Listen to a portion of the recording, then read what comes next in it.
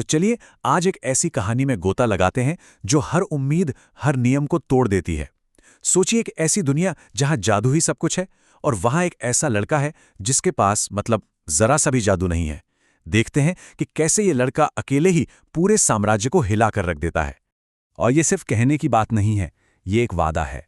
आज हम देखेंगे कि कैसे हमारा हीरो आस्टा किंगडम के सबसे बड़े बड़े रॉयल नाइट्स को धूल चटाता है। कहानी में ट्विस्ट एंड टर्न्स की कोई कमी नहीं है, तो तैयार हो जाइए। तो सीन क्या है, कहानी का सेटअप समझते हैं।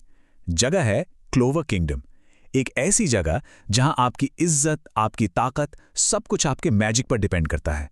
और इसी दुनिया में है हमारी कहानी का हीरो आस्ता, एक ऐसा लड़का जो पैदा ही बिना जादू के हुआ है।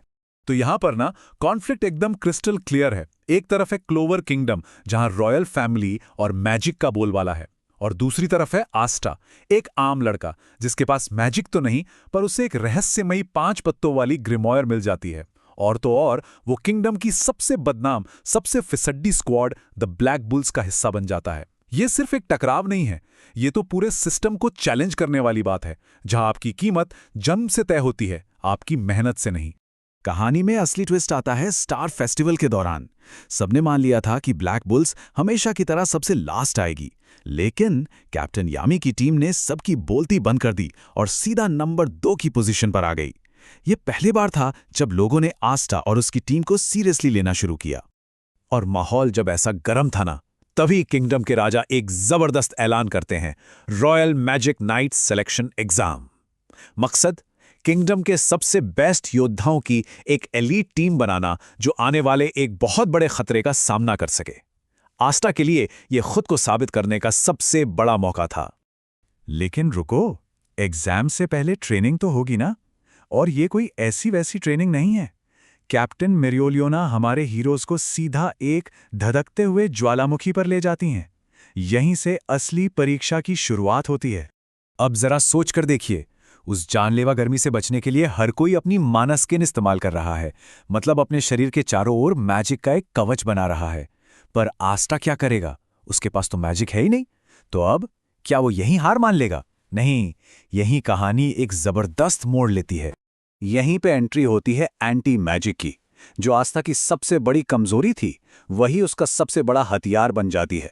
जहां सब लोग मैजिक पर निर्भर हैं, वहीं आस्था का एंटी मैजिक उसे सबसे अलग और शायद सबसे ज्यादा शक्तिशाली बना देता है।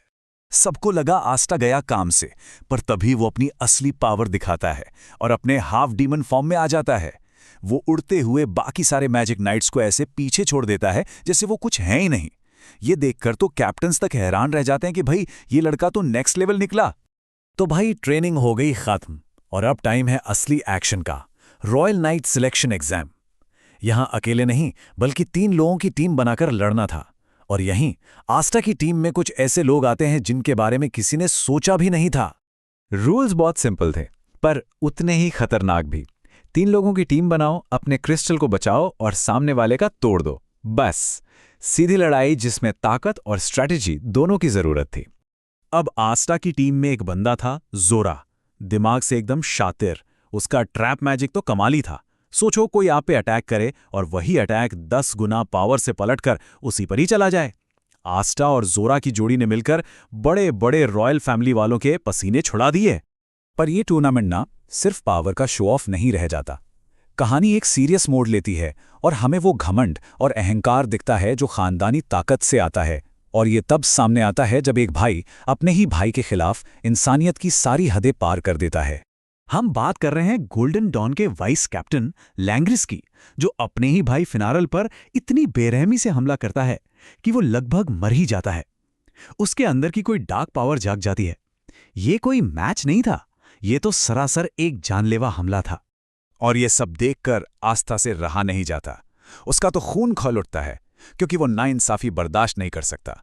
वो अपने साथियों के साथ लैंग्रिस के सामने खड़ा हो जाता है और उसे चैलेंज करता है। बस अब ये लड़ाई पर्सनल हो चुकी थी। और फिर वो पल आता है जिसका हम सबको इंतजार था, फाइनल मैच। एक तरफ रॉयल खून और दूसरी तरफ बिना मैजिक वाला एक आम लड़का। ये सिर्फ पावर की लड़ाई नहीं थी, ये 2 अलग अलग सोच की टक्कर थी। ये मुकाबला सिर्फ दो लोगों का नहीं था।